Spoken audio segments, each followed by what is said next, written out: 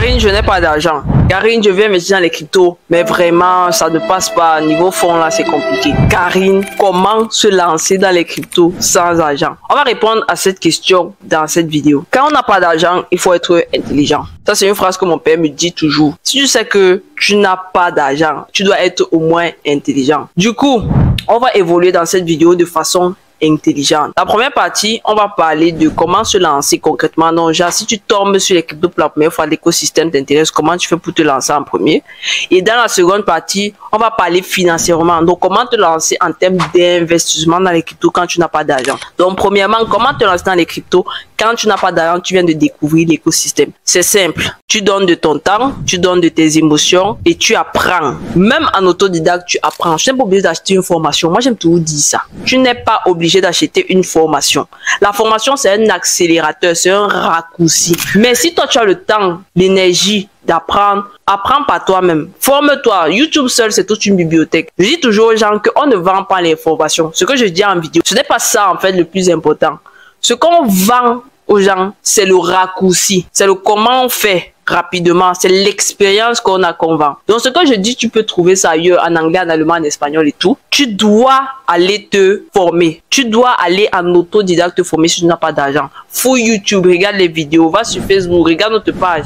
C'est pour ça que sur notre page, on a écrit plus de 300 textes sur l'écosystème crypto en 2023. C'était juste parce qu'on a reçu beaucoup de personnes, surtout les étudiants qui nous disaient j'ai l'argent, j'ai pas d'argent, mais je vais me lancer, je fais comment? Je me suis dit, les vidéos, on va dire ok, pour les vidéos, souvent dans les problèmes de connexion, c'est compliqué. Au moins sur Facebook, avec les textes, ce sont des articles complets de plus de 2000, 3000 mots qu'on écrit. Il y a même parfois des stratégies d'investissement. Il y a vraiment tout sur notre page Facebook. Donc déjà, notre page, c'est un bon point de départ. Et maintenant, tu peux aller sur YouTube, tu recherches, tu tapes les mots-clés et tu apprends par toi-même. Tu écoutes les vidéos, tu suis les vidéos et après, tu essayes d'appliquer. Il n'y a pas de magie. Moi, je dis toujours, l'application demande d'abord un peu de formation. Et ce peu de formation-là, tu peux l'avoir gratuitement sur YouTube. Maintenant, hormis YouTube, tu as les blogs. Hormis les blogs, tu as Twitter, tu as aussi les groupes Discord. Donc vraiment, l'information est partout. C'est à toi d'aller chercher cela. Donc ça, c'est la première partie. Dans la seconde partie, une fois que tu as quand même déjà les bases de l'écosystème, tu sais déjà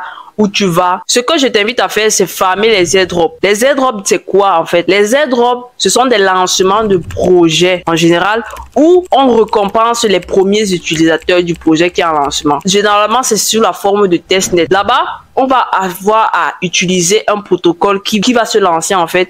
Et plus tu vas avoir des interactions avec ce protocole ou alors avec cet écosystème, plus tu vas être reconnu comme un portefeuille qui générait en fait de la data sur l'écosystème. Et c'est pour ça qu'on te récompense. Donc ça, c'est au niveau des airdrops. Il y a plein d'airdrops qui sont intéressants. C'est pour ça que même sur la page Facebook, on a parlé des différents airdrops qu'on farmait et on a même donné une liste d'airdrops qui sont en devenir pour 2024. Là, pour le moment, il y a des airdrops à farmer et on peut revenir dessus si ça vous intéresse. Vous me le dites en commentaire.